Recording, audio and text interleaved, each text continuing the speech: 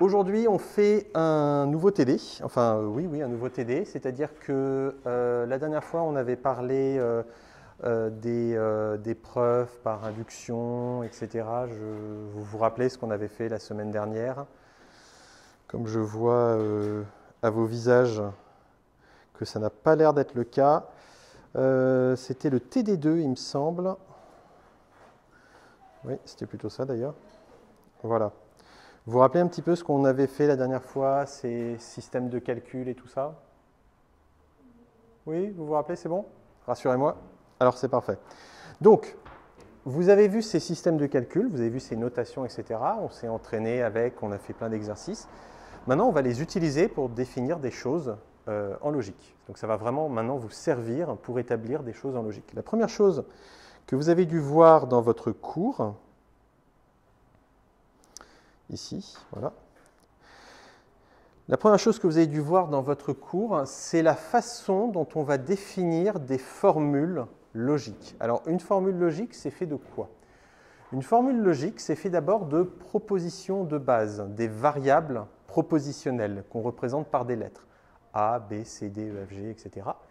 Et ces variables propositionnelles, ce sont donc des variables booléennes qui sont soit vraies, soit fausses. Donc c'est comme en programmation, ce sont des variables, mais là, elles ne peuvent prendre que deux valeurs, vraies ou fausses. Et ces variables, on les combine avec des opérateurs. Vous avez vu sur les entiers des opérateurs comme le plus, le fois, le divisé, etc. Là, les opérateurs qu'on va voir, c'est les opérateurs booléens qui sont le et, voilà, le et, le ou, l'implication, l'équivalence et la négation. Ce sont les 5 opérateurs booléens dont on va avoir besoin pour définir tous les autres opérateurs booléens. Ça va toujours?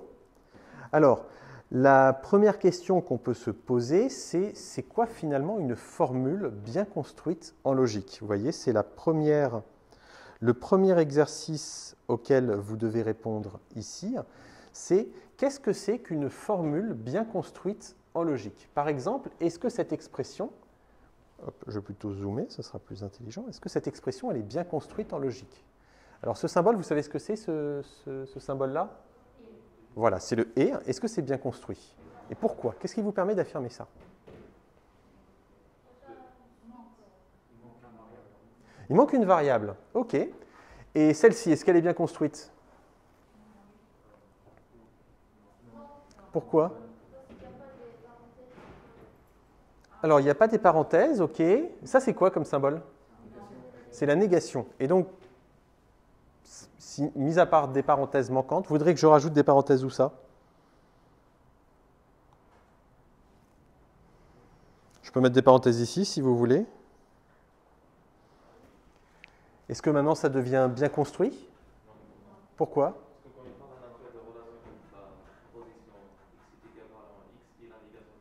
Ok, il manque effectivement quelque chose entre les deux. Mais qu'est-ce qui vous permet d'affirmer ça qui manque? Parce que si vous ne définissez pas ce que c'est qu'une formule logique bien construite, vous ne pouvez pas dire ça va pas, ça va, etc.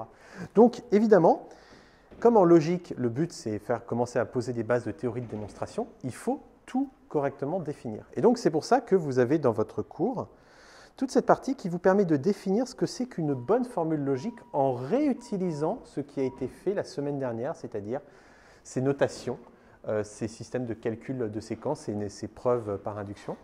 Ça va vous permettre de définir ce que c'est qu'une formule de logique. On avait déjà fait la semaine dernière ce genre de choses.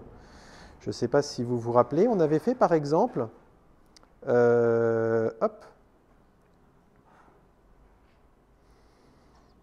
attendez, voilà. On avait dit, il faut définir L1, le langage des mots de la forme N plein de A, les uns à la suite des autres, un B, et plein de C, les uns à la suite des autres, de façon à ce qu'il y ait autant de A que de C. Voilà. Et on avait dit toutes ces règles-là. On avait dit que B seul pouvait appartenir à L1, que A, W et C pouvaient aussi appartenir à L1, et puis on avait dit que finalement, de cette façon, on avait défini le langage correctement, puisque on disait, si on a un mot qui appartient à notre langage L1, alors le fait de rajouter un A devant et un C à l'arrière, ça restera dans L1, B tout seul appartient à L1, et puis on avait prouvé que ça, on avait réussi à définir le langage L1. Donc c'est ces systèmes, ça ne sert pas qu'à faire des preuves, ça peut aussi faire des définitions. On avait réussi donc à définir un langage là-dessus, un langage L1. Donc on va réutiliser cela pour définir les formules de logique. Et une formule de logique, c'est quoi? Vous allez définir de la même façon votre formule de logique, donc l'ensemble des formules de logique, l'ensemble des formules du calcul propositionnel, on note ça toujours F. Et ce F, là c'est cette espèce de symbole un peu bizarre, gothique, c'est bien un F. Et on va commencer par dire que toute variable propositionnelle, c'est-à-dire toute variable booléenne, appartient à F. Donc on commence par notre base en disant, voilà, les variables propositionnelles A, B, C, D, elles appartiennent à F. Bon. Si A, B, C, D appartient à F, qu'est-ce que je peux faire avec ces variables propositionnelles? Comment je peux les combiner? La première façon de combiner ces variables propositionnelles, c'est d'en prendre une et de lui mettre un symbole de négation devant. Donc c'est comme ça qu'on lit ça. On dit que si A appartient à l'ensemble F, alors non A appartient aussi à l'ensemble F. C'est-à-dire que non A est aussi une formule correcte. Si A est une formule correcte, alors attention, hein, ici A n'est pas forcément une variable propositionnelle. A, ça peut être un ensemble, une formule plus complexe. Mais on dit que si A, c'est une formule correcte, alors j'ai le droit de lui mettre un symbole de négation devant et ça reste une formule correcte. OK? Donc comprenez bien, A n'est pas forcément une variable propositionnelle. Là, ça peut être une formule. Si A est une formule aussi et que B est une formule, qu'elles sont toutes les deux donc correctes, alors le fait de les joindre par un symbole « et », ça reste une formule. Par contre, qu'est-ce qu'il faut que je rajoute autour d'eux? Des parenthèses, c'est obligatoire. Si je ne mets pas de parenthèses, ce n'est pas une formule correcte. Pareil, si A et B sont des formules, j'ai le droit de les rejoindre aussi, cette fois-ci avec un « ou », avec une équivalence ou avec un implique. Et tout ça, ça me permet de définir l'ensemble des formules du calcul propositionnel. Donc l'ensemble des formules qu'on va manipuler par la suite. Et juste ça, ça nous permet de définir toutes les formules qui seront correctes. Ça va? Parfait. Alors si ça va, on peut commencer ça et on peut s'interroger sur quelles sont les expressions qui sont des formules et celles qui ne le sont pas. Alors celles qui ne le sont pas, on va noter que ça n'est pas des formules. Celles qui le sont, par contre, il va falloir le prouver. Comment on fait pour prouver? Comment? Voilà, en tout cas, en trouver un, essayer un chemin qui fonctionne pour effectivement montrer qu'une formule n'est, enfin qu'une expression n'est pas une formule. Il faudra essayer tous les chemins possibles et montrer qu'à chaque fois on échoue. Bon, ça, on va pas le faire. On va juste pour le moment essayer de prouver celles qu'on pense être correctes. On va essayer de montrer qu'elles le sont. OK? Alors la première, vous m'avez dit, alors je vais commencer ça.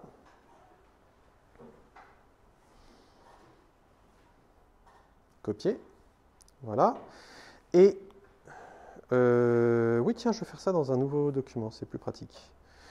Hop, voilà. Ah ben non, j'ai rajouté une page, ça c'est dommage, c'est pas ce que je voulais faire. Okay.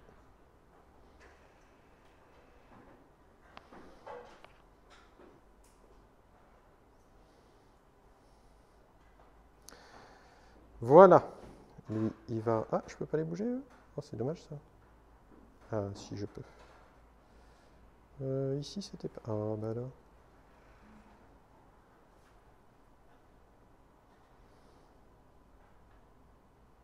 Ok, c'est bon. Alors, je vais coller. Qu'est-ce qui m'a copié? Hop. Ah, c'est parce que j'ai fait... Voilà, il fallait faire une capture d'écran. Copier. Voilà. Je ne sais pas si je peux faire. Évidemment que non, je ne peux pas. C'est pas grave. Alors, est-ce que la première est une bonne formule? On avait dit que non, ce n'est pas une formule. Cette expression, pardon, n'est pas une formule. Donc je mets une petite croix pour dire que ce n'est pas une formule. Est-ce que la deuxième vous semble être une formule correcte? Alors, comment le démontrer que c'est une formule correcte? Donc on fait, voilà, par induction. Donc on commence en général par le bas, rappelez-vous. Hein. Donc on commence par écrire la formule, donc non x ou y. Ensuite, je mets une petite barre et je vais essayer de décomposer ça, c'est-à-dire de remonter mes règles. Quelles règles je peux utiliser ici? Alors, est-ce que je peux utiliser une autre règle que la négation? Quelle règle je pourrais utiliser? Le OU. Alors, est-ce que je pourrais vraiment en fait utiliser le OU? En fait, je ne peux pas utiliser le OU parce que pour utiliser le OU, c'est marqué ici, il faut que j'ai directement, uniquement, une parenthèse ouvrante, une formule, ou une autre formule et une parenthèse fermante. Or ici, ce n'est pas ce que j'ai. Ici, j'ai bien une parenthèse ouvrante, une parenthèse fermante, une formule ou une autre formule, mais devant tout ça, j'ai une négation. Cette négation m'empêche d'utiliser le OU pour le moment. Je n'ai pas le droit d'utiliser cette règle. Parce que la règle du OU, elle dit bien que je peux l'utiliser, mais quand il n'y a que ça, c'est-à-dire qu'il n'y a qu'une formule à gauche, une formule à droite, il n'y a aucun autre symbole.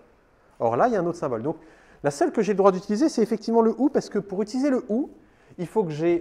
la négation. Pour utiliser la négation, la seule que j'ai le droit d'utiliser, c'est la règle de négation, parce que pour utiliser la négation, il faut que j'ai le symbole de négation suivi d'une formule.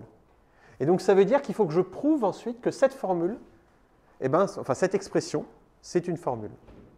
Donc, ici, ce que je fais, c'est que je vais utiliser la règle ici en disant que ça, c'est A. D'accord, la règle du cours, là, en disant que X ou Y, c'est A. Et donc, j'en déduis que quoi? Que X ou Y, il va falloir montrer que, alors il faut dire appartient à F, il faut que X ou Y appartiennent à F. Est-ce que vous êtes d'accord avec ça? C'est bon? Tout à fait, merci. Il ne faut surtout pas oublier les parenthèses, sinon vous êtes coincé parce que ça, X ou Y, ce n'est pas une formule valide. La preuve, vous n'allez jamais pouvoir utiliser la règle OU là-dessus parce qu'il vous manque les parenthèses et donc vous seriez bloqué à ce niveau-là. Donc en effet, il ne faut pas oublier les parenthèses. Donc, X ou Y doit appartenir à F. Bon, on n'est toujours pas sûr que c'est une formule valide, mais on va continuer. Et là, quelle règle on peut appliquer? On va utiliser la règle du OU.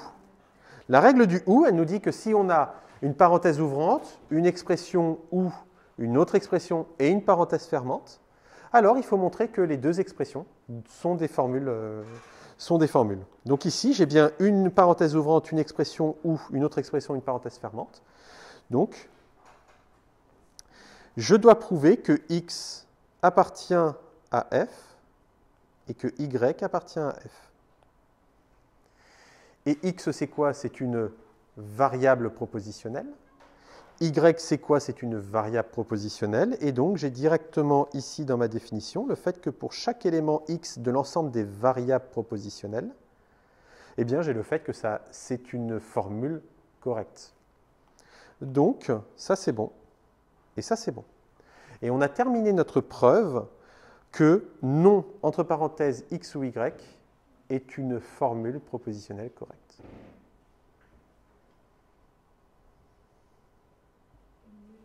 Oui?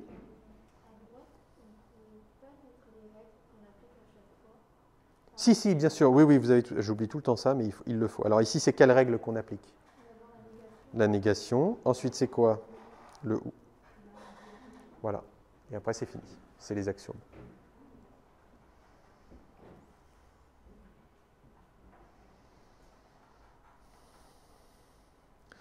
J'en profite juste pour vérifier que l'enregistrement fonctionne toujours, mais c'est formidable. Ça fonctionne toujours.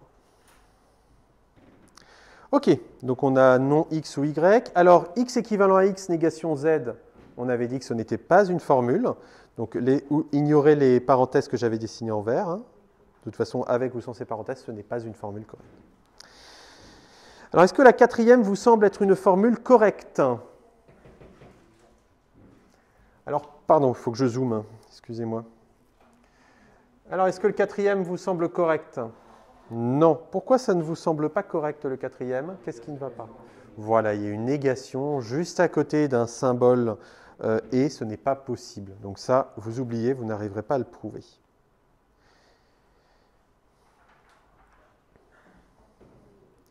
Est-ce que la cinquième vous semble être une formule correcte?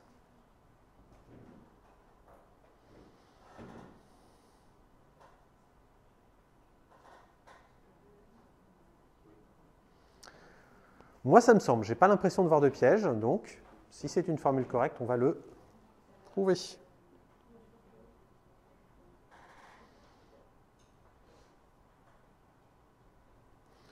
Faire une capture d'écran. Hop, copier.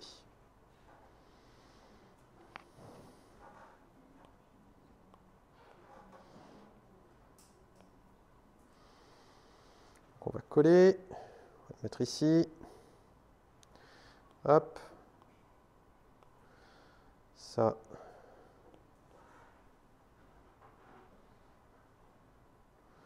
on va l'effacer, voilà. Bon, alors celle-ci, pour montrer, alors je pense que je vais avoir besoin de prendre de la place, donc à mon avis, je peux descendre tout ça. Voilà. Et on va travailler niveau par niveau. Alors, dites-moi quelle est la première règle. Alors, quelles sont toutes les règles que je peux appliquer ici? Toutes? Alors, la négation, ça je suis d'accord.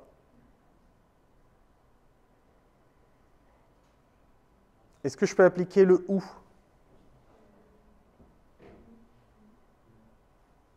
Pourquoi je ne peux pas appliquer le ou? Parce que pour appliquer le ou, il faut que j'ai un truc à gauche, un truc à droite, avec des parenthèses qui entourent. Ici, j'ai bien des parenthèses ici et là. Mais devant la parenthèse ouvrante, ici, qu'est-ce que j'ai? J'ai une négation. Donc la négation bloque. Je ne peux pas appliquer l'implication, parce que pour faire l'implication, il faut que j'ai un truc à gauche avec une parenthèse ouvrante, un truc à droite avec une parenthèse fermante, mais là, devant la parenthèse ouvrante, qu'est-ce que j'ai? Encore une négation. Donc, je ne peux rien utiliser à cause du fait que j'ai cette négation qui bloque. Donc là, il va falloir faire sauter la négation.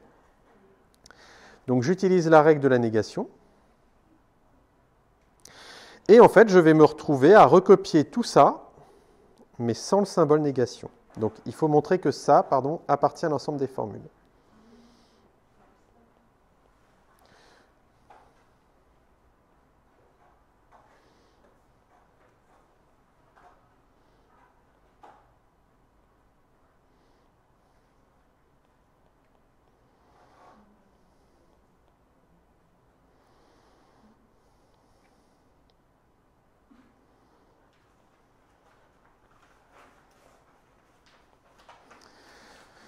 Alors ici, quelles sont les règles que je peux appliquer?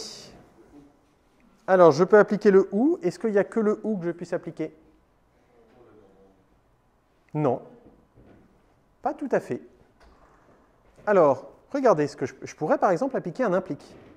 Ben oui, parce que... Ah ben si, je peux. Ah, je peux. Regardez. La règle du implique me dit que je dois avoir une parenthèse ouvrante, une expression, le symbole implique, une expression et une parenthèse fermante. Or, tous ces éléments sont réunis. Regardez, on a la parenthèse ouvrante, on a l'expression qui est là, le implique, on a l'autre expression qui est là, et la parenthèse fermante. Donc je peux mettre en place le implique. Regardons ce que ça donne si j'utilise le implique. Parce qu'effectivement, ce n'est pas le implique qu'il faut utiliser là, parce qu'à chaque étape, il faut que vous voyez un petit peu le symbole qui contrôle toute l'expression. Or ici, celui qui contrôle toute l'expression, c'est le ou qui contrôle pour le moment. Les autres sont dans des parenthèses, on ne devrait pas chercher à les simplifier pour le moment. Mais ça n'empêche que je peux essayer de l'utiliser. Donc si j'utilisais la règle du implique, il faudrait que je prouve, ça m'amènerait à quoi? Donc, je retire la première parenthèse. Mon expression de gauche, mon A, c'est parenthèse X. Doit appartenir à l'ensemble des formules. Ensuite, j'ai le symbole implique. Et ensuite, ce que j'ai à droite du symbole implique, mon B, c'est Y parenthèse ou négation, Z équivalent, Y et parenthèse X implique non Y, parenthèse, parenthèse, parenthèse, et là j'en mets que 3, puisque j'en retire une des parenthèses. Il faudrait montrer que ça appartient à l'ensemble des formules. Est-ce que j'arriverai à montrer que parenthèse x est une formule? Non, je ne vais pas y arriver, ça va échouer. Donc comme je n'arriverai pas à montrer ça, je sais que je n'ai pas besoin d'aller plus loin. Mais est-ce que ça veut dire que ce n'est pas une formule? Non, parce que comme on avait vu la dernière fois, pour montrer qu'un tel système échoue à sa tâche, il faut montrer que tous les chemins échouent. Or, on n'a pas testé tous les chemins. On a testé un chemin, celui qui consiste ici à mettre en place la règle implique, mais on peut essayer une autre règle. Et peut-être que celle-ci réussira. Et ça va être le cas d'ailleurs. Donc là, on revient en arrière, on se dit, bon, ce n'était pas une bonne idée de faire la règle implique. On va essayer une autre règle. Quelles sont les règles que je peux essayer ici?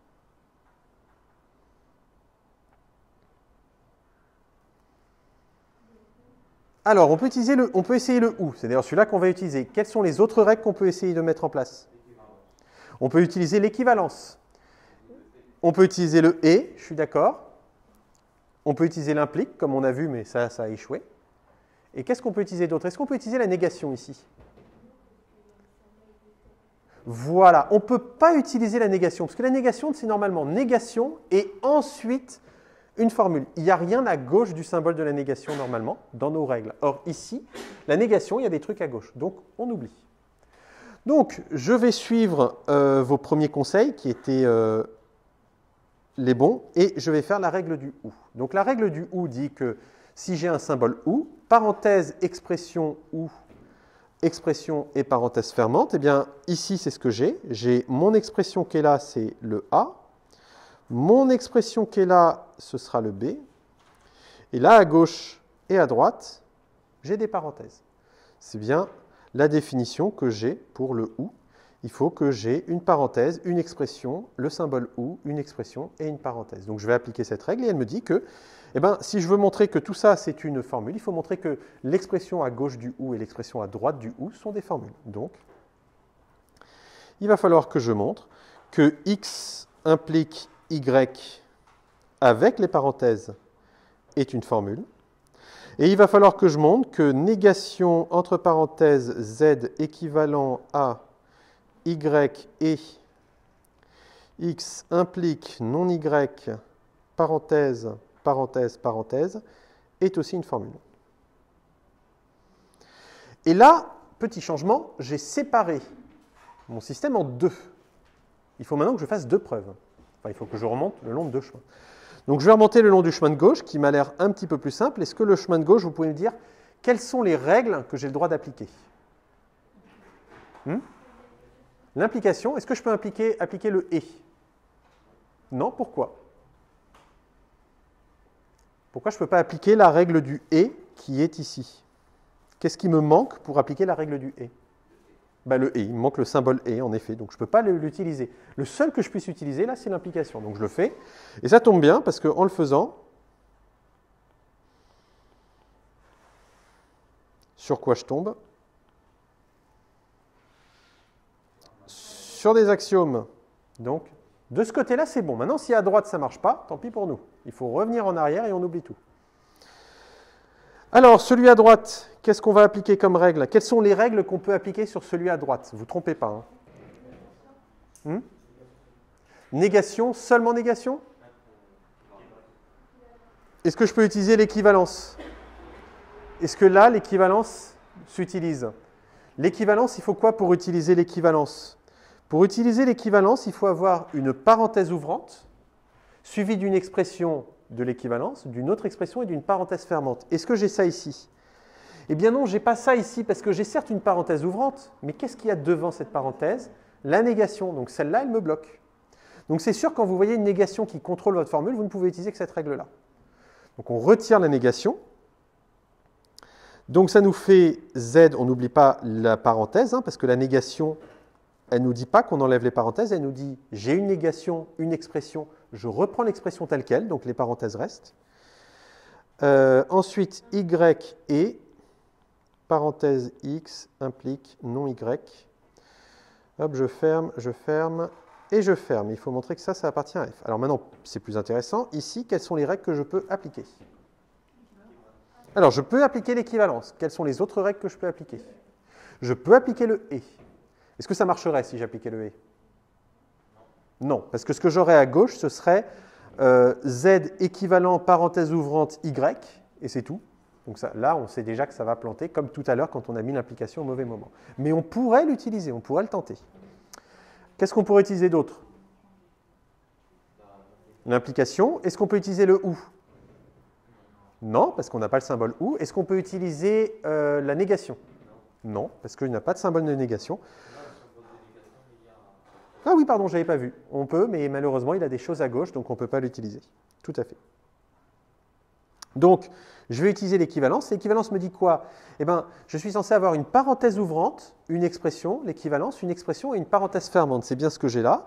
Donc, la parenthèse ouvrante, la parenthèse fermante disparaissent, l'équivalent disparaissent, et les deux expressions restent de leur côté. Je dois montrer que Z appartient à F, et je dois montrer que Y et parenthèse ouvrante X implique non Y, et là, j'ai que deux parenthèses fermantes, les autres ont sauté, ça doit appartenir à F. Donc ça, c'est l'équivalence.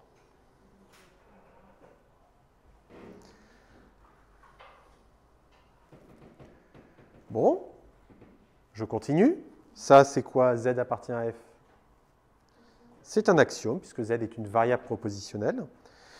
Et enfin, ici, qu'est-ce que je peux utiliser comme règle? Quelles sont les règles que je peux utiliser? Quelle est la règle que je vais utiliser? Alors, on peut utiliser le « et ». Qu'est-ce qu'on peut utiliser d'autre?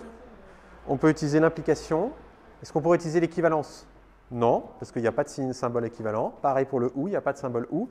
Et on ne peut pas utiliser la négation parce qu'il y a des symboles devant la négation. Donc, effectivement, c'est soit « et », soit « implique ». Et vous voyez bien que c'est le « et » qu'il faut utiliser ici.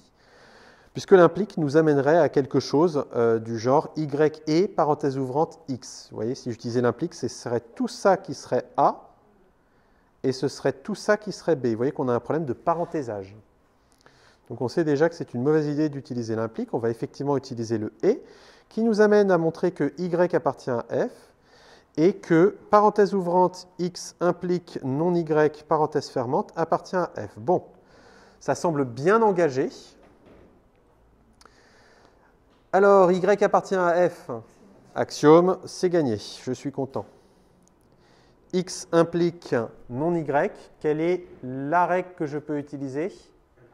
Il n'y a que l'implication ici qui peut être utilisée, aucune autre règle ne peut être utilisée ici, donc je le fais. X appartient à f, et non y appartient à f, en faisant sauter les parenthèses. X appartient à f, c'est un axiome, non y appartient à f, qu'est-ce que je peux utiliser? La négation, parce qu'il n'y a rien devant, ça m'amène à y appartient à f, qui est lui-même un axiome. Et on arrive en haut de notre preuve avec que des axiomes. Donc, on a démontré que notre formule, que notre expression est une formule propositionnelle, une formule de la logique propositionnelle. Voilà, donc ça c'est un système de preuve, je dirais automatique. Vous voyez, à chaque fois il suffit de tester tous les chemins possibles, etc.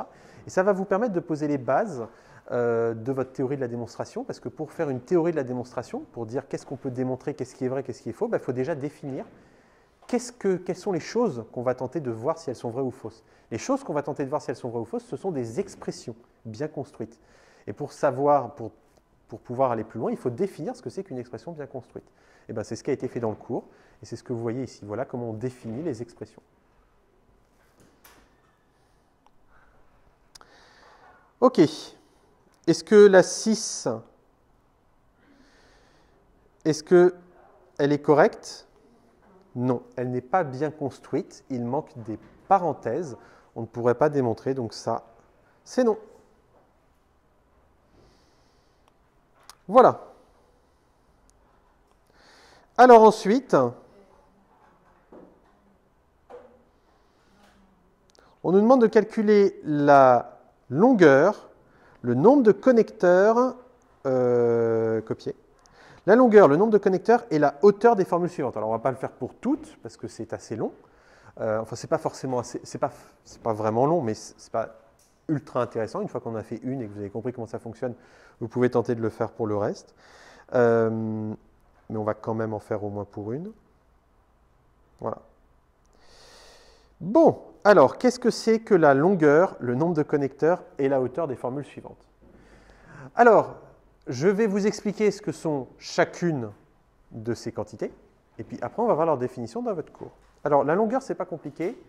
C'est le nombre de symboles que vous avez différents des parenthèses dans votre expression. Donc, vous comptez le nombre d'opérateurs et le nombre de variables propositionnelles. Donc, la longueur, elle est définie dans votre cours. Et elle est définie comment, à votre avis? Elle est définie par induction.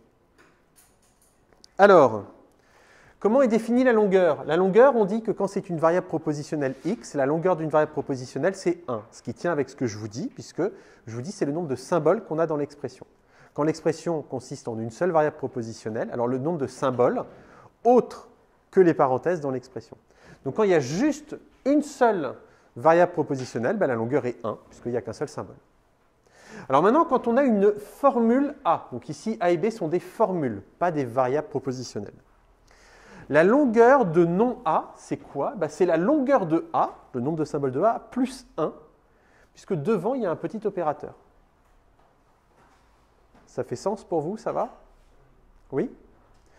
Donc, le but ici, c'est que l'opérateur longueur, comme on avait fait la semaine dernière, sur un autre opérateur, l'opérateur longueur, on va essayer de le définir pour chacun des éléments, des règles de construction par induction de nos ensembles de formules. C'est-à-dire qu'on va devoir définir qu'est-ce que c'est la longueur pour ça, en fonction de la longueur de ça. On va devoir définir qu'est-ce que c'est la longueur pour ça, en fonction de la longueur de A et B. Qu'est-ce que c'est la longueur de A ou B en fonction de la longueur de A et B? Pareil pour A équivalent à B et A implique B. Et puis, expliquer ce que c'est que la longueur pour des variables propositionnelles. Il faut faire ça pour définir correctement ce qu'est la longueur pour toute formule logique. Ça fait sens pour vous? Ça va de devoir définir la longueur sur ça, ça, ça, ça et les deux autres en dessous. Ça va permettre d'avoir la longueur pour toute formule logique. On va faire donc une définition de la longueur par induction aussi, avec une notation un petit peu différente. C'est comme ça. Donc voilà. Donc, alors excusez-moi, non, la longueur, je vois la définition, je me trompe, hein, la longueur c'est le nombre de symboles, y compris les parenthèses, dans votre formule. Parenthèses comprises. On n'exclut pas les parenthèses. Donc, ici, la longueur de non A, c'est la longueur de A plus 1, puisqu'on rajoute qu'un seul symbole. Et la longueur de A ou B, A et B, A implique B, A équivalent à B, c'est la longueur de A plus la longueur de B à chaque fois, plus 3, parce qu'on rajoute 3 symboles, qui sont la parenthèse ouvrante, le connecteur et la parenthèse fermante. Voilà, donc la longueur, c'est le nombre de symboles, parenthèse comprise, hein, je rectifie ce que j'ai dit avant, parenthèse comprise que vous avez dans votre formule. Et ça, c'est la bonne définition. OK. Donc, le 1, si ça, on l'appelait F1. C'est quoi la longueur de F1? Alors, si vous calculez comme ça, de tête, ce serait quoi la longueur?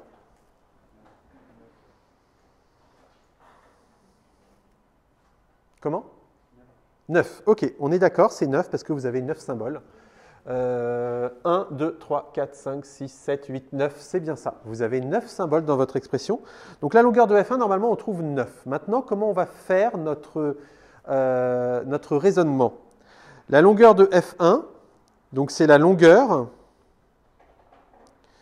de, parenthèse ouvrante, X implique, Y et Z, parenthèse fermante, parenthèse fermante. Voilà.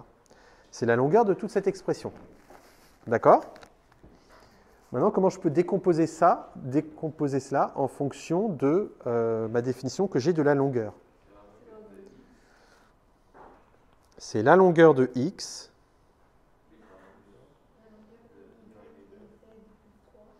OK, alors la longueur de entre parenthèses Y et Z plus 3. On est d'accord. La longueur de X, c'est combien? 1, donc 1 plus 3, ça fait 4. Plus, et la longueur de Y et Z, comment je décompose ça? C'est la longueur de Y plus la longueur de Z plus 3. Le plus 3, je l'ai déjà, le plus 3 à droite, là, je l'ai déjà incorporé avec celui-là. C'est ce qui m'a donné mon 4. Et donc tout ça, ça me donne longueur de y, c'est 1, longueur de z, c'est 1, 1 plus 1, ça donne 2, 4 plus 3, 7 plus 2, ça me donne bien 9. OK? Voilà. Donc normalement, en partiel, c'est ça que vous devez écrire. OK. Alors maintenant, le nombre de connecteurs. Le nombre de connecteurs, il est défini dans votre cours, toujours ici, page 15. Donc le nombre de connecteurs, vous le notez avec un petit dièse devant, ou quand on est un jeune, on dit un hashtag. Et votre nombre de connecteurs, c'est quoi? En fait, c'est le nombre d'opérateurs que vous avez dans votre expression. Donc là, vous laissez tomber les variables propositionnelles, vous laissez tomber les parenthèses, vous ne comptez que les opérateurs. Donc, le nombre de connecteurs d'une variable propositionnelle x, c'est quoi? C'est 0. Il n'y a pas d'opérateur. Le nombre d'opérateurs de non A, c'est quoi? Eh bien, quand A est une formule, eh bien, c'est le nombre d'opérateurs de A plus 1, puisqu'on rajoute bien quelque chose devant, c'est la négation. Et pareil pour tous les autres, ça va être le nombre d'opérateurs à chaque fois de A plus le nombre d'opérateurs de B, plus 1, parce qu'on rajoute une opération entre ces deux formules. On ne compte ni les parenthèses, ni les variables propositionnelles, on ne regarde que les opérateurs. Donc vous comptez votre nombre de symboles, négation, équivalent et ou implique. C'est tout.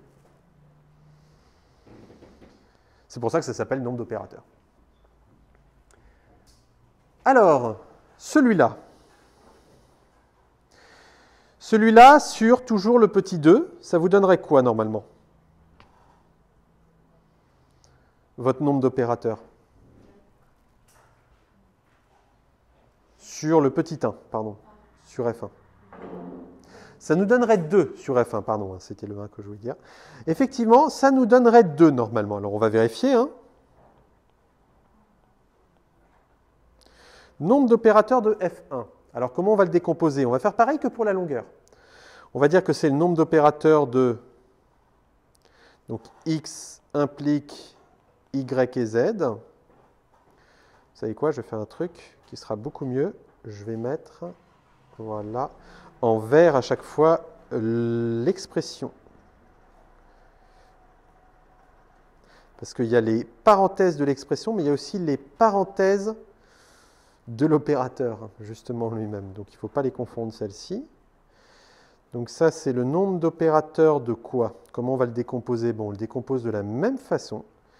C'est le nombre d'opérateurs de X plus le nombre d'opérateurs de parenthèses Y et Z. OK. Et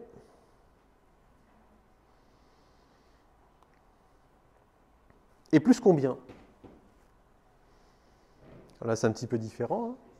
Plus 1. La règle me dit bien que quand j'ai une expression, deux expressions jointes par un opérateur, je rajoute 1, pas 3 cette fois-ci. Donc c'est égal, c'est quoi le nombre d'opérateurs de X? 0. Le nombre d'opérateurs de Y et Z, comment je le décompose? Eh bien, c'est le nombre d'opérateurs... c'est le nombre d'opérateurs en noir, ce sera mieux.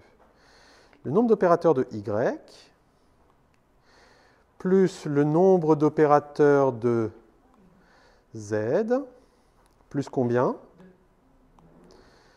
Alors, plus 1 et encore plus 1. Voilà. Et tout ça, ça me donne combien? Ça me donne 2, parce que le nombre d'opérateurs de Y, par définition, c'est 0, parce que c'est une variable propositionnelle. Le nombre d'opérateurs de Z, c'est 0, et donc ça me donne 2. Mais en vérité, donc ça, c'est le calcul que vous devez faire. C'est le calcul que ferait une machine si elle fonctionnait comme ça. Mais en vérité, vous, ce que vous faites, c'est que vous parcourez l'expression et puis vous comptez le nombre d'opérateurs. Et voilà comment on le définit formellement. Parce qu'en logique, il va falloir tout définir de façon très formelle et très précise. Et le plus rigolo, mais le plus difficile, c'est la hauteur. Alors la hauteur, ça marche comment? Ça veut dire quoi la hauteur? Alors la hauteur, en fait, c'est le nombre d'étapes qu'il va vous falloir pour... Oui, on peut le voir ça. Si vous voulez démontrer que votre formule, que votre expression est une formule logique, d'accord? Donc si on revient à l'exercice précédent, d'accord? Si vous voulez démontrer que votre expression est une formule logique, vous êtes censé faire une espèce de démonstration comme celle-ci, d'accord? Une démonstration par induction. Cette démonstration par induction, elle a une certaine hauteur. La hauteur, c'est le nombre d'étapes entre le point le plus haut et votre expression. Ici, c'est quoi le nombre d'étapes? 1, 2, 3, 4, 5, 6, 7 et 8. D'accord? Eh bien, ce nombre d'étapes, c'est la hauteur. D'accord? C'est ça, la hauteur d'une formule. Alors, en fait, ce nombre d'étapes, alors excusez-moi, je reprends un tout petit peu ce que j'ai dit. Ce n'est pas exactement ça la hauteur. La hauteur, c'est le nombre d'étapes qu'il vous faut, mais dans la démonstration la plus courte que vous seriez capable de construire. C'est-à-dire que si, pour prouver que ça c'est une formule logique, on a deux démonstrations différentes qui sont toutes les deux valides, ce sera la moins haute des deux qui définit la hauteur. Bon, en général, il n'y en a pas deux, il n'y en a qu'une seule à chaque fois, mais il peut y avoir des cas où il peut y en avoir deux qui sont concurrentes. Eh bien, c'est la moins haute des deux. Ok, alors on va essayer de d'abord calculer nous-mêmes la hauteur de notre formule qu'on avait, avec ce que je vous ai expliqué, et ensuite on va essayer de le prouver. Alors, l'expression, donc, c'est la hauteur de F1. Excusez-moi, je ne devrais pas mettre petit 2 ici. Voilà. Donc, on va faire la hauteur de F1. Alors, vous écrivez votre expression, c'est x implique, et c'est y et z.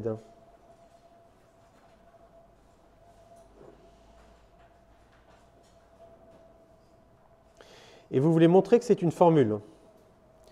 Alors, première étape de la démonstration, c'est quoi? Comment?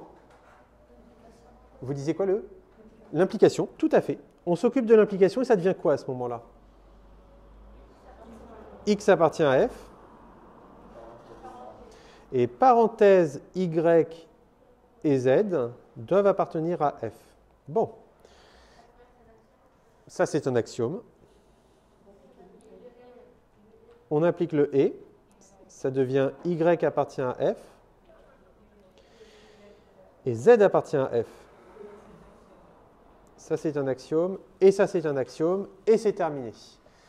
Quelle est la hauteur de cette démonstration? On regarde le point le plus haut jusqu'au point le plus bas. Et la hauteur, c'est quoi? Donc, on a ici un premier étage, un deuxième étage, un troisième étage. Donc, la hauteur, ce serait 3. OK? Ben, montrons-le, c'est-à-dire utilisons la définition du cours de la hauteur pour bien vérifier que c'est vrai ce que je vous ai raconté. Parce que ça se trouve, je vous raconte n'importe quoi.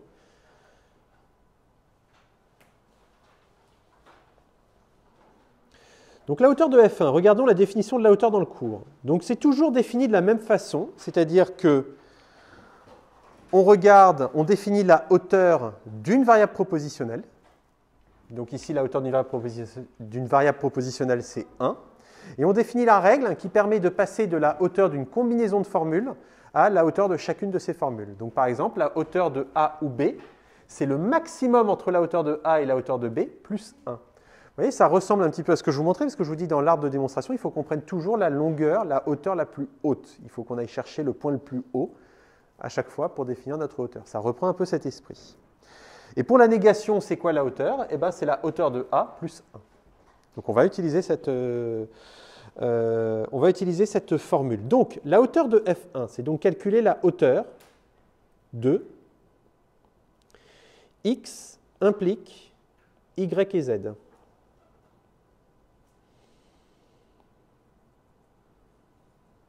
Et je crois d'ailleurs qu'il y a une autre... excusez-moi, je crois que j'avais oublié une parenthèse. Ah oui, j'avais oublié des parenthèses ici. C'est pas bien ça. Parce que ça, sinon, c'est pas une expression correcte. Et donc là, j'ai des parenthèses aussi à m'occuper. Excusez-moi. Donc la hauteur de ça, c'est quoi? Par définition.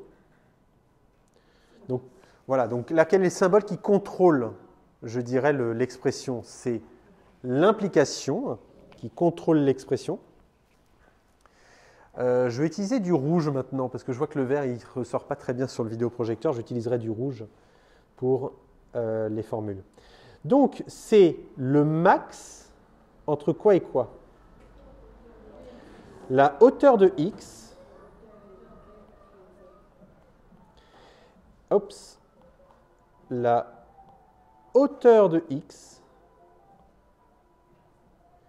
Et quoi d'autre? La hauteur de, entre parenthèses, y et z. Avec la parenthèse. Voilà, plus 1. OK. La hauteur de x, c'est quoi? C'est 1 par définition. Donc c'est un max. Parce que le max, je ne peux pas savoir ce qu'il vaut tant que je n'ai pas résolu les deux parties du max. Donc là, les expressions, elles vont devenir très très longues au bout d'un moment. Donc c'est le max entre 1 et... Voilà. La hauteur de y et z, c'est de nouveau un max entre quoi? La hauteur de y... Pardon. La hauteur de y, la hauteur de x, pardon, c'est z, vous avez tout à fait raison. Donc ça, je ferme, plus 1. Et je referme la parenthèse et j'ai encore un plus 1. Donc juste pour information, hein, que je mets en bleu. Ça ressort le bleu là? Oui, c'est bon. Donc juste pour information, ça, ce max-là, avec le plus 1, c'est la hauteur qu'on avait de y et z. D'accord? Bon.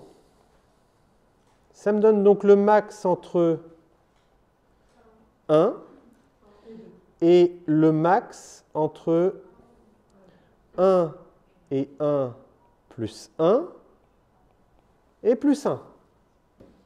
Alors sachez un truc, hein, la logique, c'est très verbeux. Hein. Ça veut dire que vos copies, il va souvent falloir les prendre à l'horizontale et non pas à la verticale pour avoir le plus de place en largeur parce que vos formules deviennent énormes comme ça. Les démonstrations sont très longues, mais parce qu'il y a énormément de termes et de symboles. Elles ne sont pas complexes, pas trop complexes. Donc, le max de 1, 1, c'est 1. Donc ici, j'ai le max entre 1 et ça, c'est 1. Donc, 1 plus 1, ça fait 2. Le max entre 1 et 2, c'est 2. Ça nous donne 2 plus 1. Et le résultat est donc 3. Exactement ce que je vous avais dit. Ah, comme quoi, je ne raconte pas que des bêtises.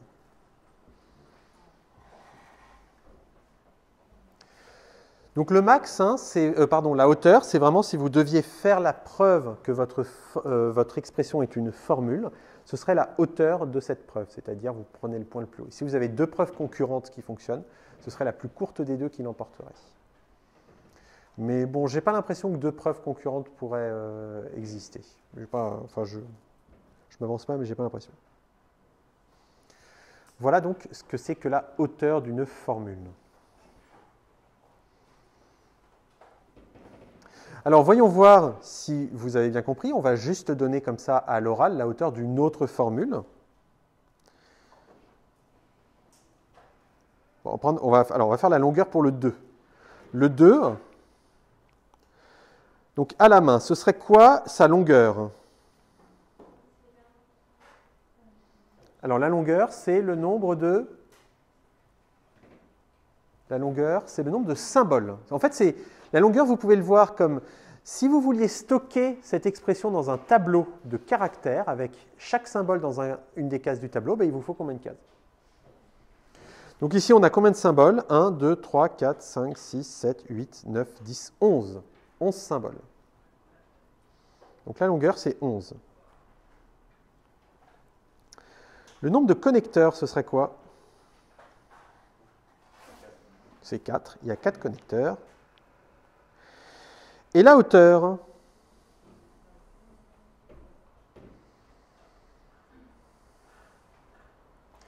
Alors la hauteur, moi je sens que c'est 4. On va le montrer. Hein. Alors pourquoi je vous dis 4? Parce que je vois que la hauteur de non z, c'est 2. Parce que la hauteur de z, c'est 1. Donc la hauteur de non z, c'est 2.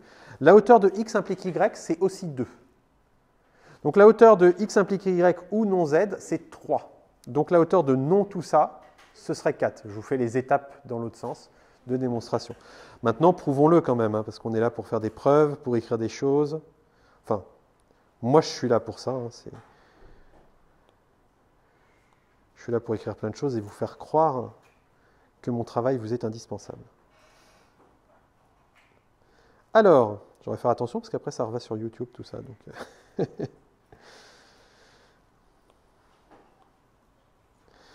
alors, on veut démontrer donc que tout ça appartient à F.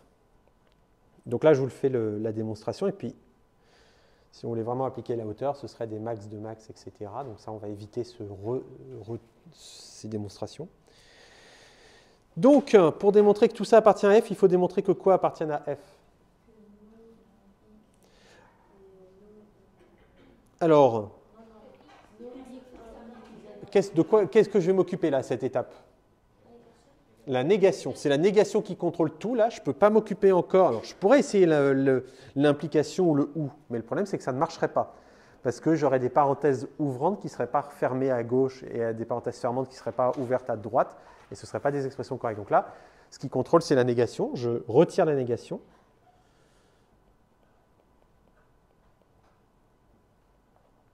Ou non Z. Oups. Non Z. Je referme et il faut montrer que ça appartient à F. Deuxième étape, qu'est-ce qui contrôle maintenant l'expression? C'est le OU qui contrôle l'expression, tout à fait. Donc, il faut montrer quoi? Donc, il faut montrer que parenthèse X implique Y appartient à F, n'oubliez pas les parenthèses.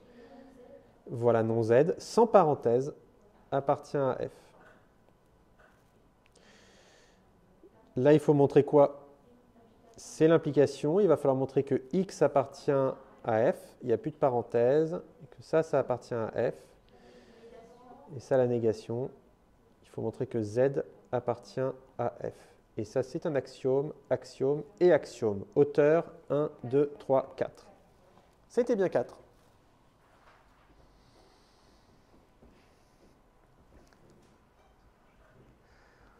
Donc non seulement j'écris pas que des bêtises, mais en plus j'arrive à le démontrer.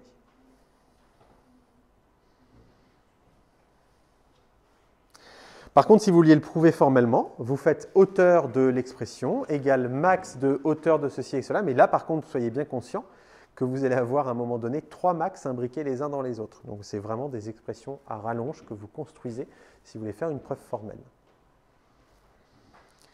Après, il est possible de montrer que mon histoire de la hauteur sur la preuve, ça correspond bien à l'expression de la hauteur qui vous est donnée dans le cours. Ok, donc, vous avez vu exercice 2, hein, voilà, longueur, nombre de connecteurs et hauteur des formules.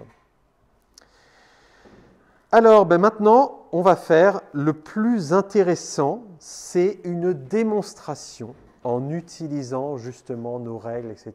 Donc une démonstration par récurrence. Alors on veut démontrer que pour toute formule f de la logique propositionnelle, donc pour toute formule f appartenant à cette espèce de saint truc gothique là, on veut montrer que la hauteur d'une formule est inférieure ou égale à sa longueur. Alors le secret, quand vous avez un opérateur qui est défini sur un ensemble défini par induction. D'accord? Eh bien, le secret pour faire une démonstration, c'est la récurrence.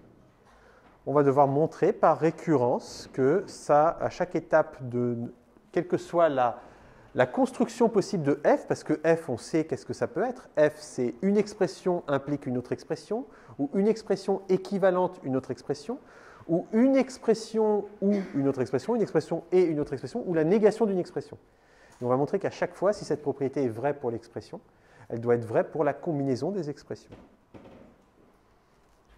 On va y aller doucement, vous en faites pas.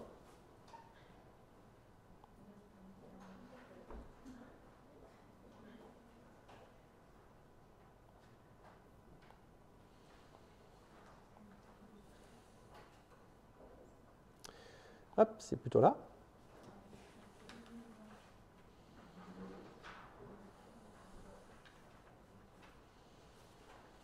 Donc, ce sera l'exercice 3.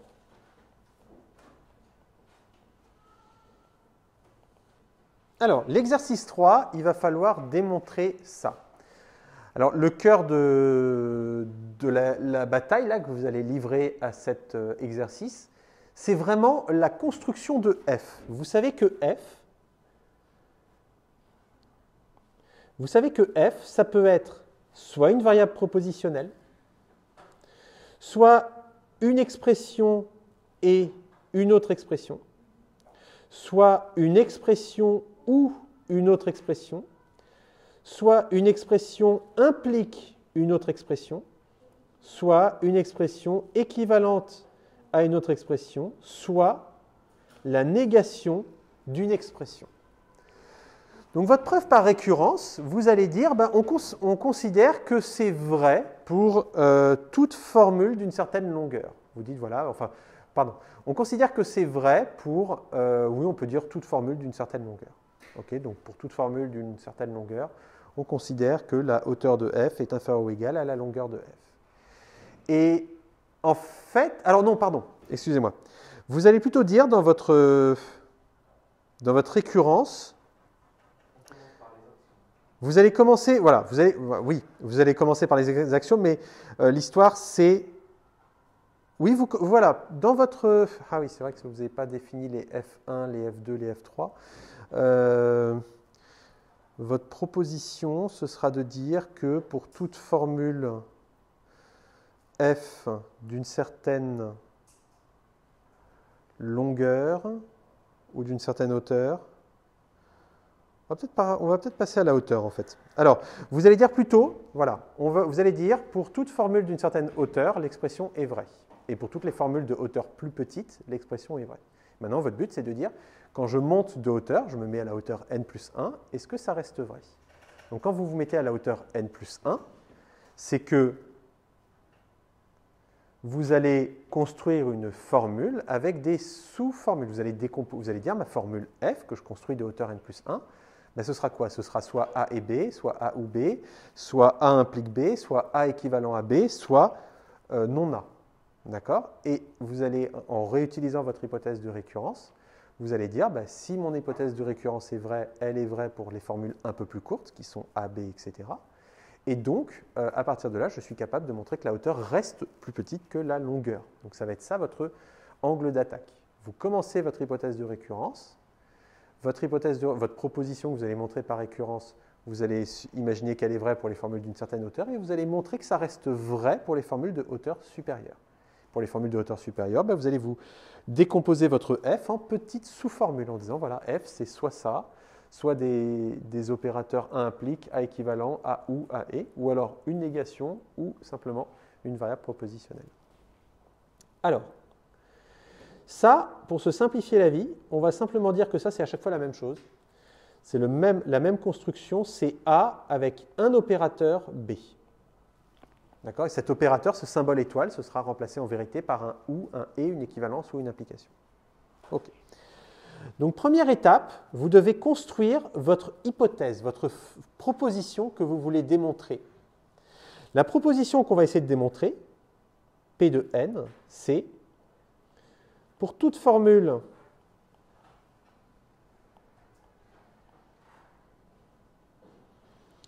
de hauteur n, pour toute formule f,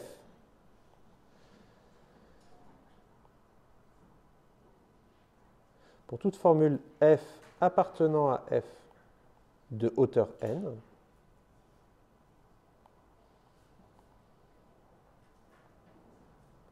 on a hauteur de f est inférieur ou égal à longueur de f. Voilà votre proposition que vous posez. Et ça, on va devoir le montrer que c'est vrai pour tout n. Et si on montre que c'est vrai pour tout n, ben on l'a démontré que c'est vrai pour toute formule. Alors, P de 0, ce serait quoi?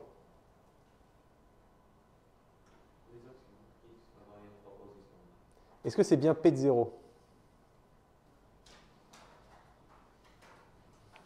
P de 0, ce serait pour toute formule f de hauteur combien? De hauteur 0. Est-ce que ça existe des formules de hauteur 0? Non, c'est au moins de hauteur 1. Donc vous laissez tomber P de 0, hein, vous ne pouvez pas le prouver, c'est P de 1, notre point de départ. P de 1, c'est de dire que pour toute formule de hauteur 1, on a hauteur de f inférieure ou égale à longueur de f. D'accord? Alors, étape 1. Montrons que P de 1 est vrai. Autrement dit,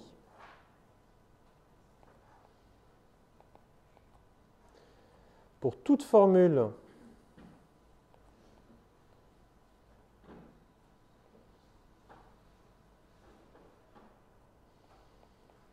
f de hauteur 1,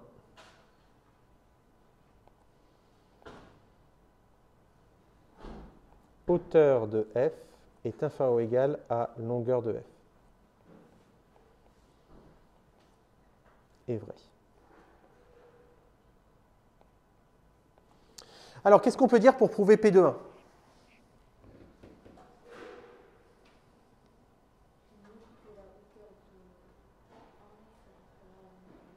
Que la haute... Alors, déjà, si f est de hauteur 1, qu'est-ce qu'on peut dire sur f? Comment? C'est un axiome, donc une...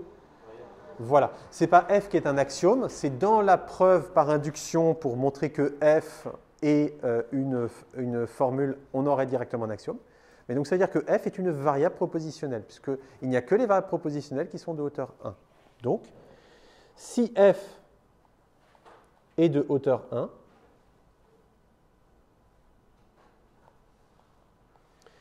alors f est une variable propositionnelle.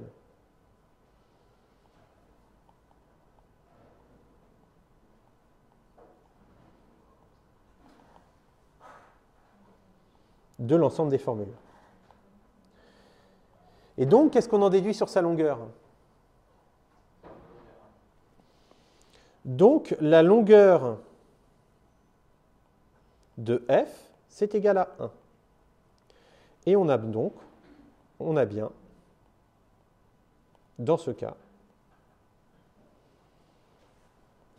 hauteur de f inférieure ou égale à longueur de f. On a terminé l'étape 1, l'étape d'initialisation.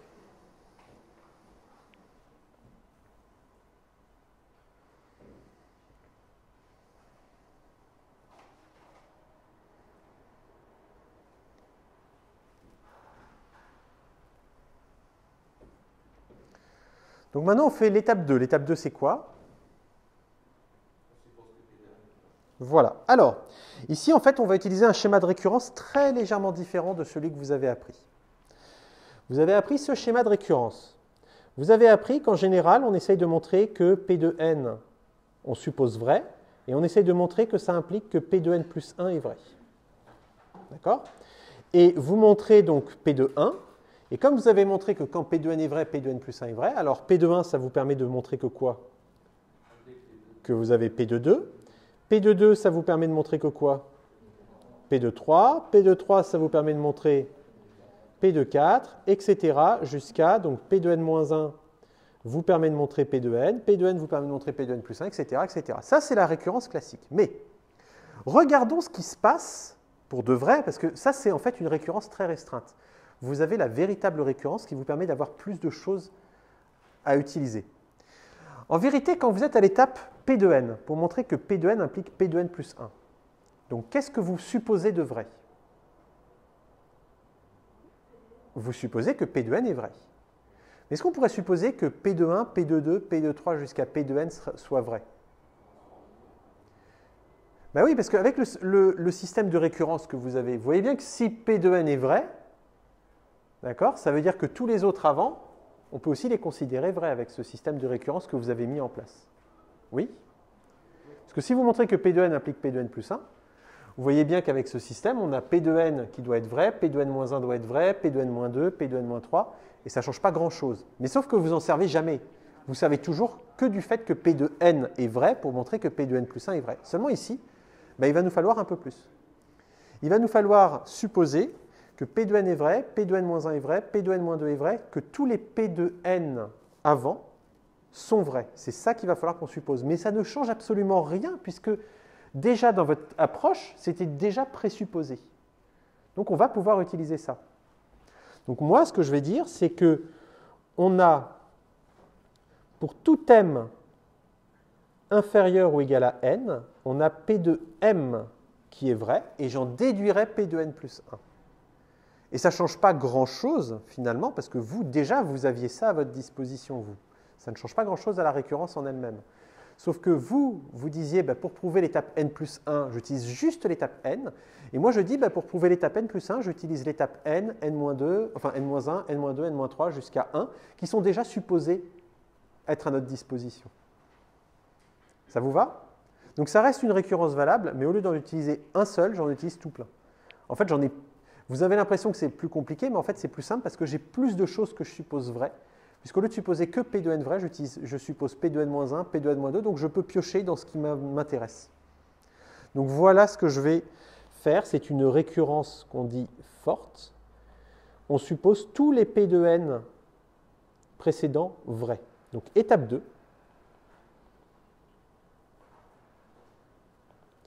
On suppose que pour tout m inférieur ou égal à n, P de m vrai. Et on souhaite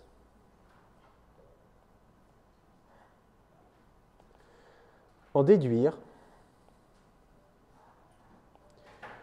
que P de n plus 1 est à son tour vrai. Donc on suppose à ce moment-là, donc autrement dit,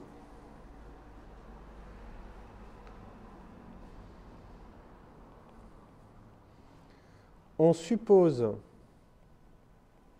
que pour toute formule f appartenant à f telle que hauteur de f égale m, donc inférieur ou égal à n, on a hauteur de f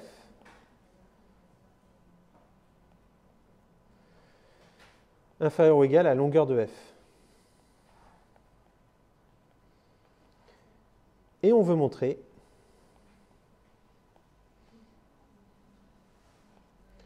que pour toute formule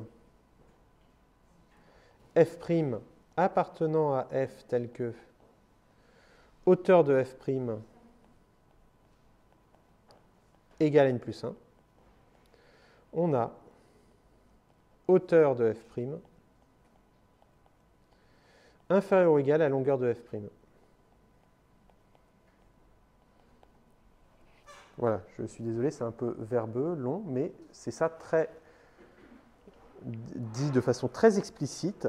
On suppose que toute formule de hauteur plus petite que n vérifie notre propriété, et on veut montrer à ce moment-là qu'une hauteur de hauteur n plus 1 vérifie aussi notre propriété.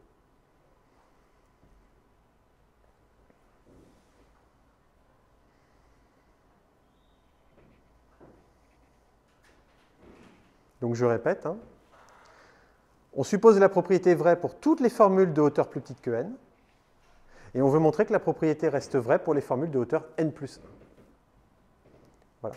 Je ne me limite pas qu'aux formules de hauteur n, je ne dis pas je suppose que c'est vrai pour toutes les formules de hauteur n et je montre que c'est vrai pour les formules de hauteur n plus 1, je dis je suppose que c'est vrai pour toutes les formules de hauteur n et celles de hauteur plus petite, et je veux démontrer que c'est vrai pour les formules de hauteur n plus 1. Et ça, c'est gratuit en fait, parce que ça n'est pas une récurrence différente que celle que vous utilisiez jusque-là. Sauf que vous explicitez vraiment toutes les choses à votre disposition. OK. Alors, comment on va démontrer ça? Donc, f, on suppose, on a, donc f' appartient à f tel que hauteur de f' égale n plus 1. OK. Alors, f' peut s'écrire comment?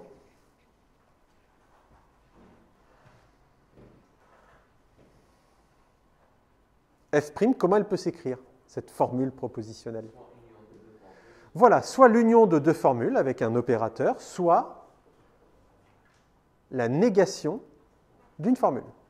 Ou soit une variable propositionnelle, mais là, on n'est pas dans le cas de la variable propositionnelle, on l'a déjà traité, le cas P de 1. Donc, on se met dans le cas où on est vraiment dans des formules de hauteur plus grande que 1. Donc, f' peut s'écrire de deux façons.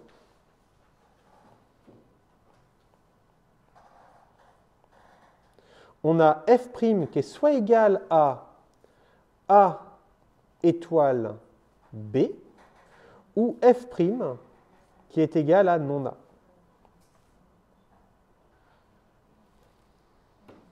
Et étoile, ce serait quoi?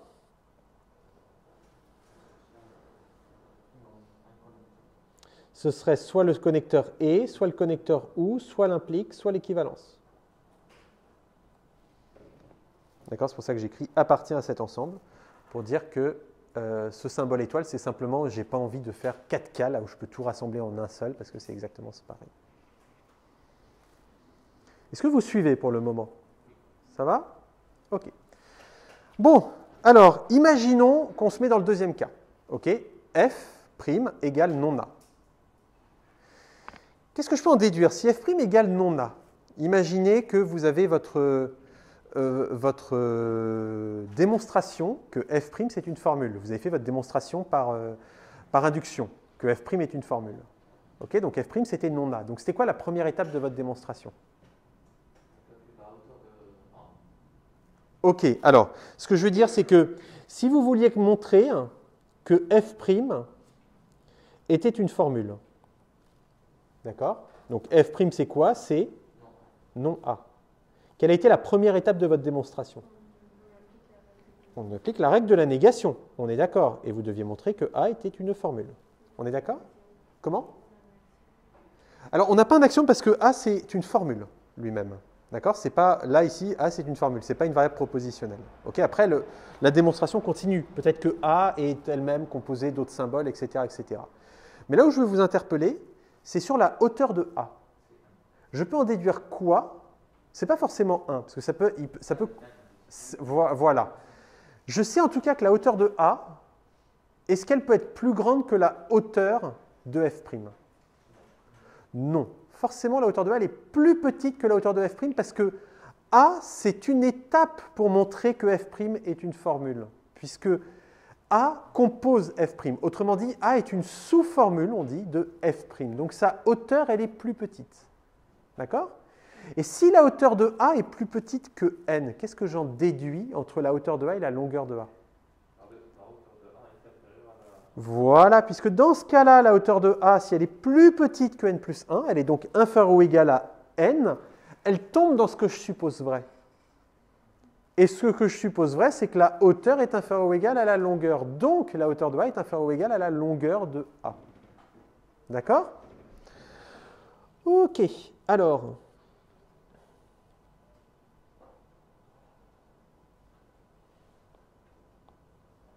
Donc,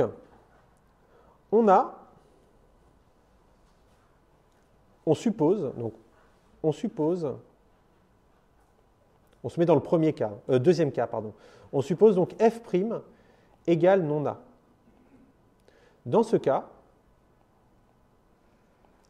on a hauteur de f'. Qu'est-ce que j'en déduis par rapport à la hauteur de A?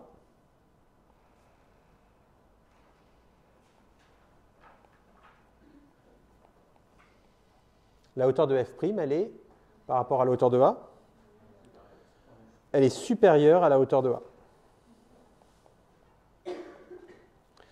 Or, hauteur de f', c'est combien? C'est n plus 1 par supposition. Puisque c'est ça, je me mets dans le cas. On veut montrer que pour toute formule f' telle que hauteur de f' égale n plus 1, donc la hauteur de f', c'est n plus 1, donc j'en déduis que hauteur de A c'est inférieur à n plus 1. D'accord?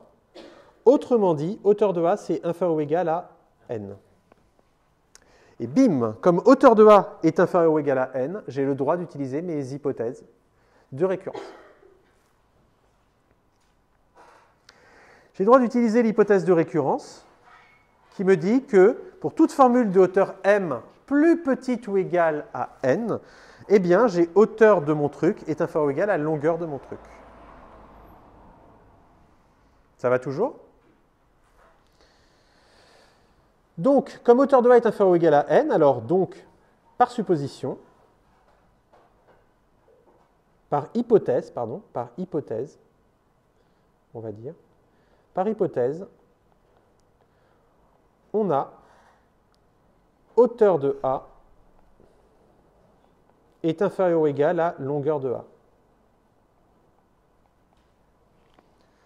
Ça, c'est mon hypothèse que je fais, et comme j'ai réussi à mettre A dans un truc plus petit, eh ben je sais que lui, l'hypothèse s'applique à lui. Mais je n'ai toujours pas montré que l'hypothèse s'appliquait pour f'. Comment je vais faire maintenant?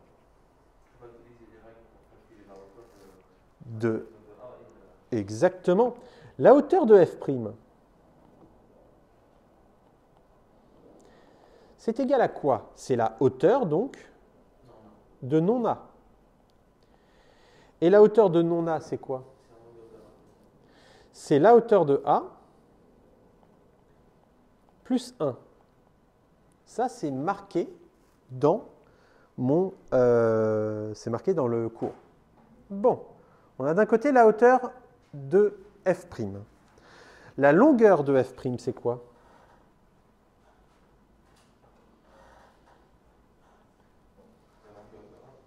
C'est longueur de A plus 1. De la même façon.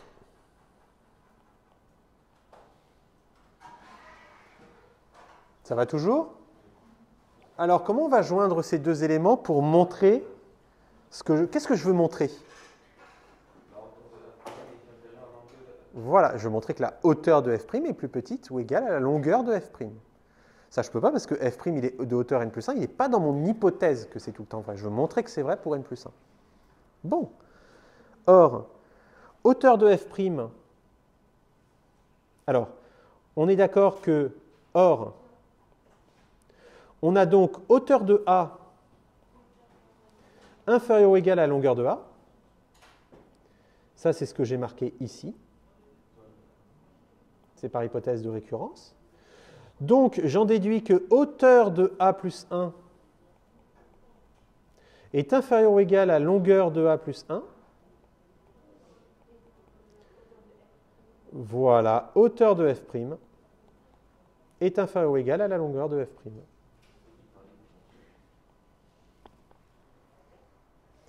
Et ça, c'est ce qu'il fallait démontrer. En tout cas, juste pour cette partie. Parce que qu'est-ce qui me manque encore à faire? Comment? Voilà, il me manque, parce que j'ai supposé au tout début que f', comme je vous ai dit dans le slide juste avant, je vous ai dit que f' pouvait avoir deux structures. Vous pouvez se construire de deux manières. Soit la négation d'une formule, soit la combinaison de deux formules. C'est comme ça qu'on construit des formules à partir d'anciennes formules. On les combine par un opérateur ou on met une négation devant. Oui, ça c'est ce qu'on a vu au toute première partie du TD. Enfin, au début de ce TD. Donc là, j'ai supposé que f' c'était la négation d'une formule A. Et A, c'est elle-même une formule, donc c'est elle-même des trucs plus complexes, etc. Maintenant, je vais supposer que f',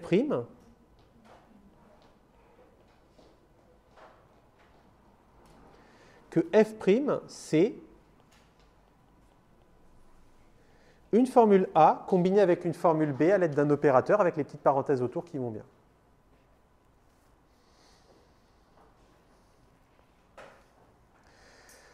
Alors, toujours en termes de démonstration, si je voulais montrer que f', c'est-à-dire A étoile B, je voulais montrer que c'est une formule. Quelle serait la première opération que je ferais? Ce serait étoile, c'est-à-dire si étoile c'est un et, ce serait l'opérateur et que je ferais. Si étoile c'était un ou, ce serait l'opérateur ou. Vous vous rappelez, étoile c'est soit le et, soit le ou, soit l'implique, soit l'équivalent. Donc je ferai la règle étoile, l'une des 4 règles. Et ça me donnerait que je dois prouver que A appartient à F, et A c'est un truc plus complexe, c'est une formule, donc ça continue après les étapes de démonstration. Et il faudrait montrer aussi que B appartient à F, et ça continuerait les étapes de démonstration. Mais en termes de hauteur, j'en déduis quoi? J'en déduis que la hauteur de A est plus petite que la hauteur de F', et j'en déduis que la hauteur de B est plus petite que la hauteur de F' aussi. Parce qu'en fait, A et B étant des sous-formules de F', leur hauteur est plus petite. Donc,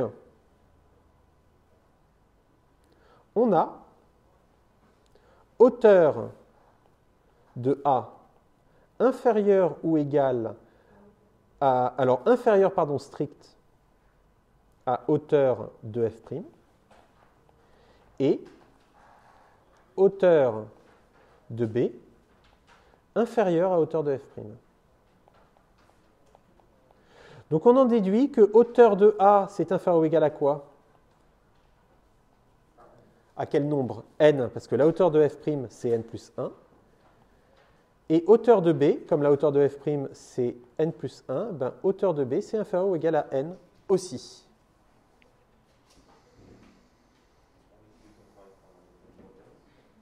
Comment? On utilise l'hypothèse par récurrence. Donc, enfin notre hypothèse, on a hauteur de A inférieure ou égale à longueur de A. Et hauteur de B inférieure ou égale à longueur de B.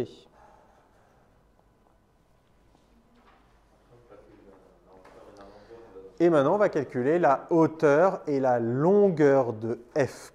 Donc la hauteur de F', ce n'est pas la peine de la calculer, on la connaît, c'est combien la hauteur de F'? C'est N plus 1. Voilà. Donc la hauteur, voilà. La hauteur de F', c'est N plus 1, mais on peut marquer donc hauteur de F', qui est égale à N plus 1. C'est égal à quoi en termes de décomposition? Donc c'est la hauteur de A étoile B. Et effectivement, la hauteur de A étoile B, par définition, c'est quoi? Voilà, c'est le max entre la hauteur de A, la hauteur de B, plus 1. N'oubliez pas le plus 1 à droite, là. Ouais, il est bien cassé, le plus 1, attendez.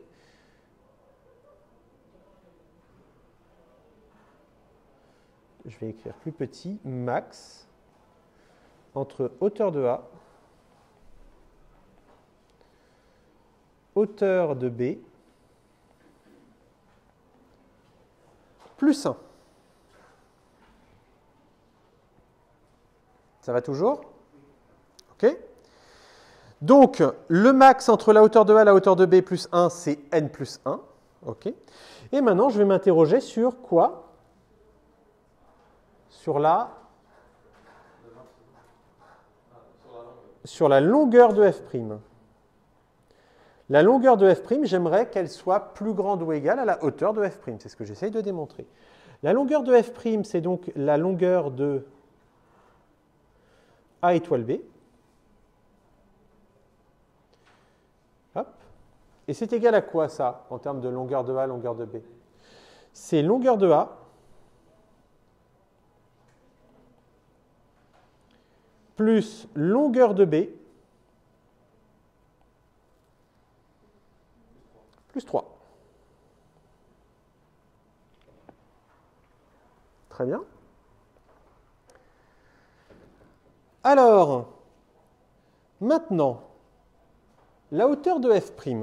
Donc là, on a l'expression de la longueur de F'. D'accord? On sait que la longueur de A, donc la longueur de F', donc c'est ça, je n'ai pas besoin de le réécrire, mais on sait que cette expression-là, que je vais reprendre en dessous, copier,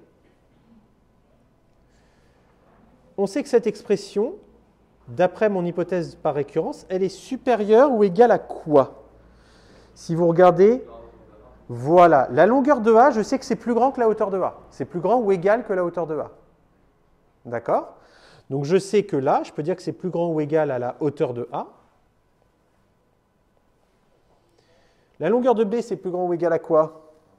La hauteur de B.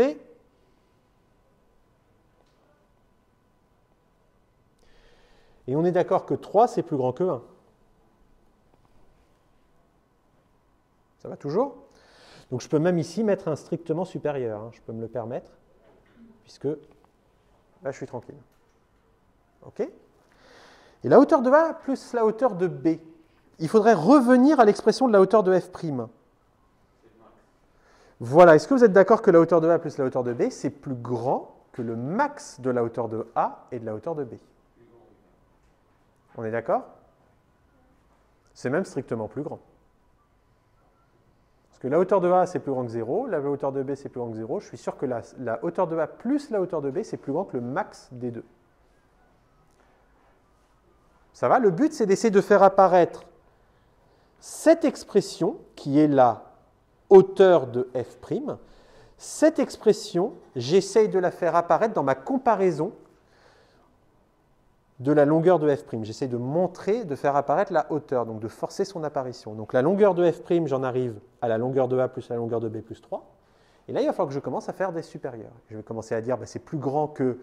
Bon, au lieu de la longueur de A, je vais mettre la hauteur de A, ça c'est mon hypothèse de récurrence. Au lieu de la hauteur de B, je mets la longueur de... Au lieu de la longueur de B, je mets la hauteur de B. Et au lieu du plus 3, je mets un plus 1.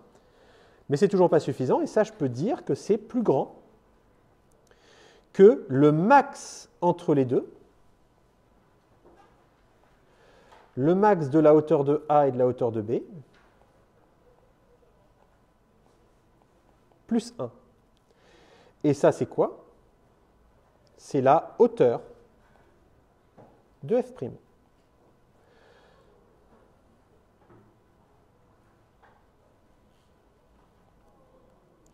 Donc résultat, j'ai montré que longueur de F' était plus grande que la hauteur de F'.